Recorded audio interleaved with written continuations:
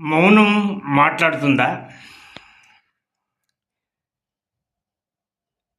అవును, కాదు. కానీ వేరే కొన్ని భావాలతోని కలిపితే తప్పకుండా మన అభిప్రాయం ఎదుటి వాళ్లకు మౌనంతో చెప్పవచ్చు. ఉదాహరణకు అంగీకారం.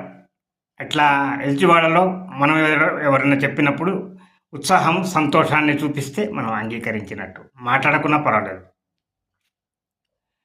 మౌనంగా ఉన్నాం, సీరియస్గా ఉన్నాం.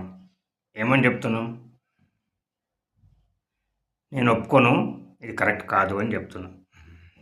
అదేవిధంగా సగం సంతోషం, సరే అనేదో భయం, నిరాశ అట్లాంటి భావాలు ఉన్నాయనుకో, అర్ధాంగీకారం. ఈ రకంగా మౌనంతో మనం చెప్పొచ్చు. మౌనం చాలా సందర్భాల్లో మంచిది. ఫస్ట్ థింగ్, మనం తప్పు చేసినప్పుడు మౌనంగా ఉండాలి. సమర్థించుకొని అడ్డంగా బాధించొద్దు. ఇంకా కోపం ఎక్కువవుతుంది ఎటు వాళ్ళకు, బాధపడ్డ వాళ్ళకు. అది ఫస్ట్ ప్రిన్సిపల్. అక్కడ ఉపయోగం మౌనం వల్ల. అదేవిధంగా ఎవరైనా వాదిస్తున్నప్పుడు వితండవాదం, మన అభిప్రాయం వినే ఓపిక లేదు వాళ్ళకు, మనం మాట్లాడే అవకాశమే లేదు. వాళ్ళకి అడ్డంబడి అరే ఆగురా అది ఇది అని అనాల్సిన పని లేదు. మౌనంగా ఉంటే చాలు. ఎంతసేపు మాట్లాడతారు అవతల వాళ్ళు, ఆగిపోతారు. అక్కడ కూడా మనకు ఉపయోగపడుతుంది.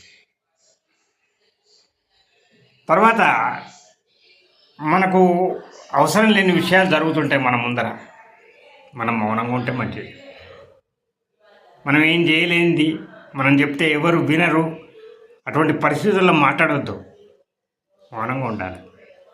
ఇలాంటి చిక్కుములలో నేను చాలాసార్లు ఇరుక్కున్నా, ఇవి తెలియకపోవడం వల్ల.